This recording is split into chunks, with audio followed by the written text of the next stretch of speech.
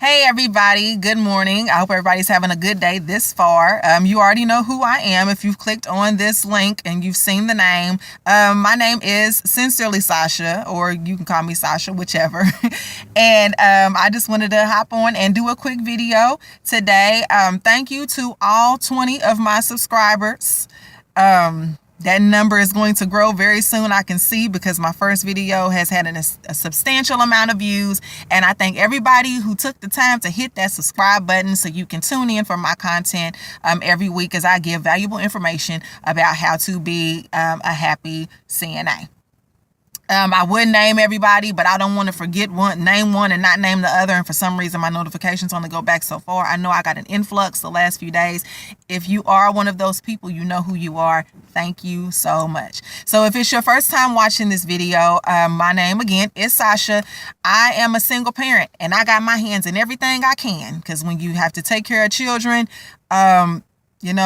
you got to get it how you live, right?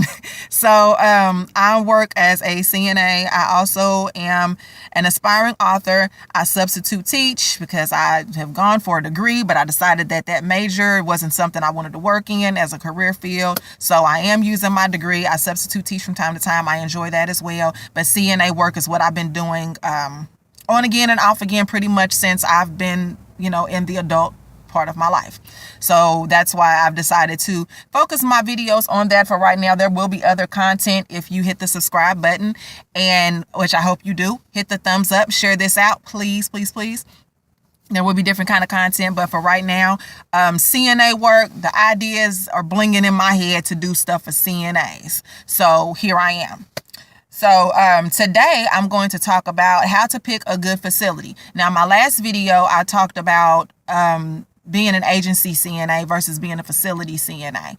And I don't know if I mentioned it, but you can be a facility CNA and make decent money. It depends on charting and how good people chart.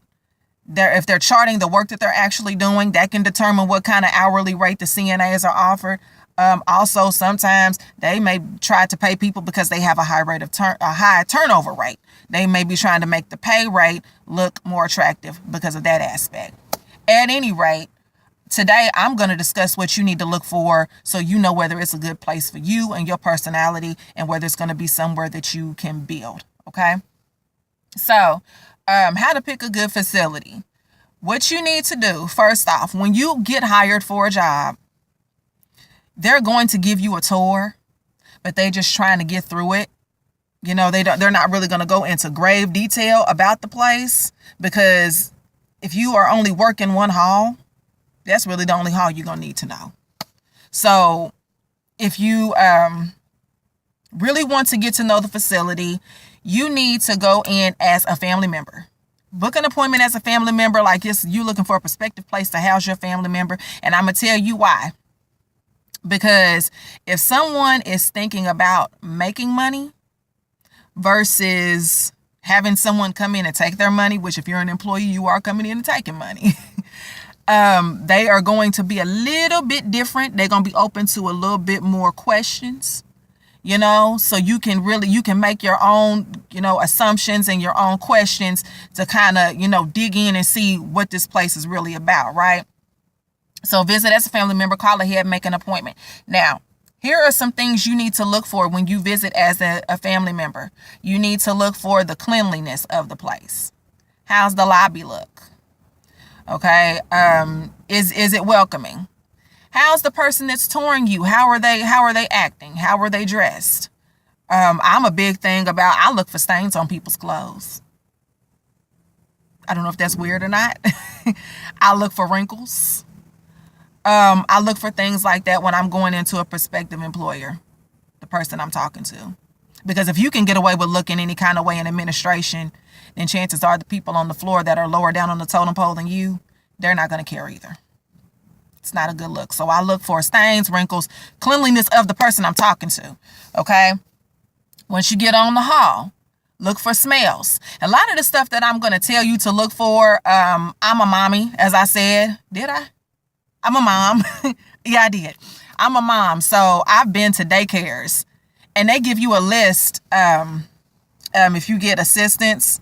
And even if you don't get assistance, even when I stopped getting assistance, I made this checklist because it's good stuff to look for. One of the things that they say is look for cleanliness and smells.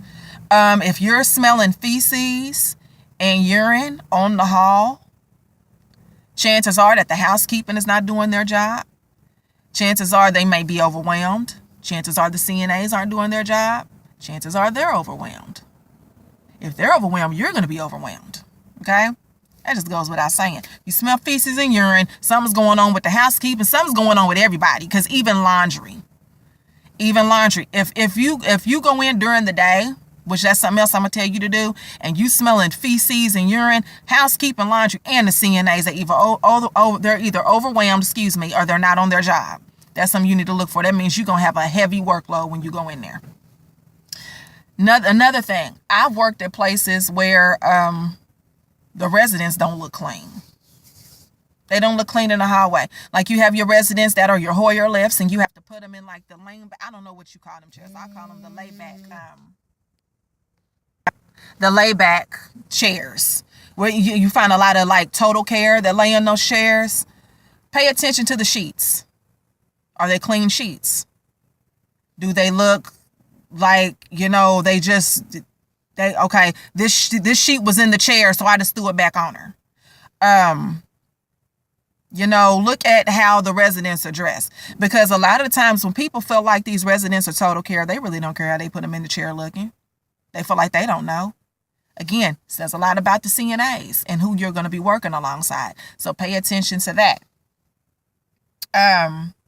Another thing I was going to save this for last, but it kind of goes into my next thing that you need to be looking for.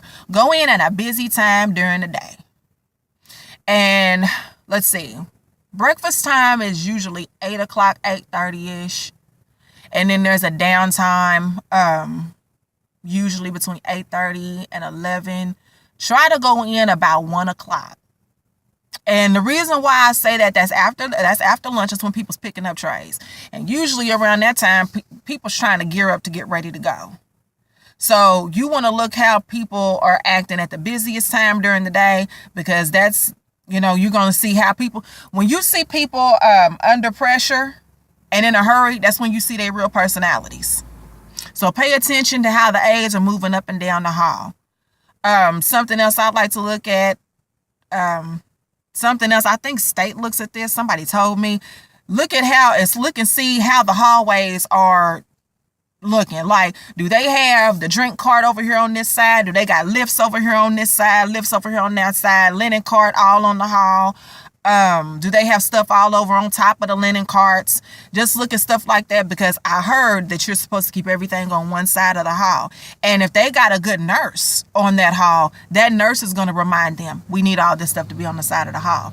That applies to you as a CNA too, because you want to know what kind of nurses you're going to be working with.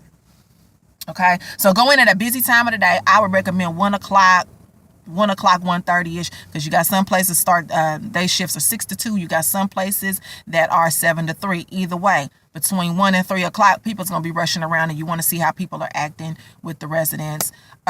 Look at the call lights. See if there's call lights going off everywhere. Again, you'll figure that out around the busiest time of the day.